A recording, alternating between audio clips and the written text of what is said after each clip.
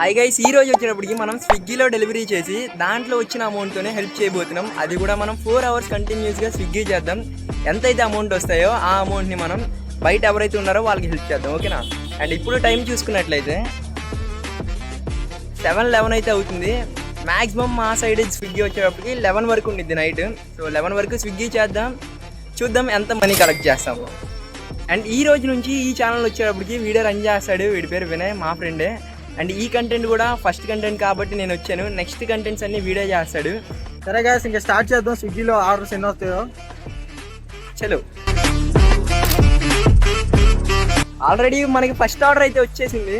మన first delivery తీసుకోవడానికి restaurant కి అయితే వచ్చేసాం. డెలివరీ తీసుకుని బయటకు కూడా వచ్చేసాం. ఇక్కడ ట్విస్ట్ ఏంటంటే మనకి ఫస్ట్ పడిన ఆర్డర్ 13 kilometers పడింది. ఈ రోడ్ లో 13 kilometers అంటే చాలా కష్టం, అయినా పర్లేదు డెలివరీ అయితే ఇచ్చారు. ఇక ఫుడ్ అయితే తీసుకుని మా ఊరు నుంచి అయితే బయలుదేరాను డెలివరీ ఇవ్వడానికి.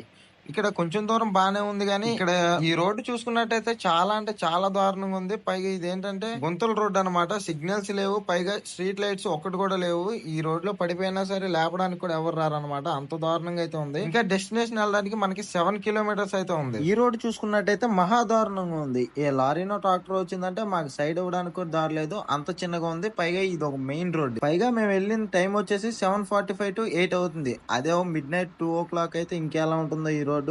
కానీ ఎలాగైనా డెస్టినేషన్ కి రీచ్ అయిపోయాం. ఆర్డర్ తీసుకోవడానికి అయితే వచ్చారు. మన ఫస్ట్ డెలివరీ డెస్టినేషన్ అయితే రీచ్ అయిపోయాం. మనకి ఫస్ట్ డెలివరీలో వచ్చిన అమౌంట్ వచ్చేసి 87 rupees అయితే ఎర్న్ చేసాం. నెక్స్ట్ డెలివరీ కోసం అయితే వెయిట్ చేద్దాం. రిటర్న్ మా ఊరికి రీచ్ అయ్యో లేదో వెంటనే ఒక ఆర్డర్ పడింది. అది కూడా 5 minutes 1.4 kilometers, చాలా దగ్గరలో పడింది.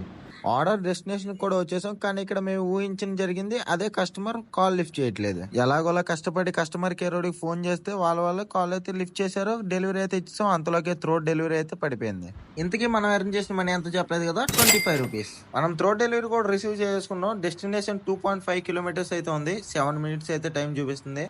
ఇచ్చినట్టు రికార్డ్ ఎందుకు తీసుకోలేదంటే గోల్స్ అయితే ఉన్నారనమాట. మన వీడియో వల్ల ఎవరికి ఇబ్బంది కలగకూడదని వీడియో అయితే ఆఫ్ చేసి త్రోట్ డెలివరీకి మనం ఎంత ఎర్న్ చేసాం చెప్పలేదు కదా, ఇది కూడా 25 rupees. ఇంతలోనే 4th ఆర్డర్ కూడా పడిపోయింది. అది తీసుకోవడానికి రెస్టారెంట్ కి అయితే వెళ్ళాను. ఈ ఆర్డర్ కూడా తీసుకుని అయితే ఇచ్చారు. 4th ఆర్డర్ డెస్టినేషన్ తక్కువ కావడంతో 18 rupees అయితే వచ్చినాయి.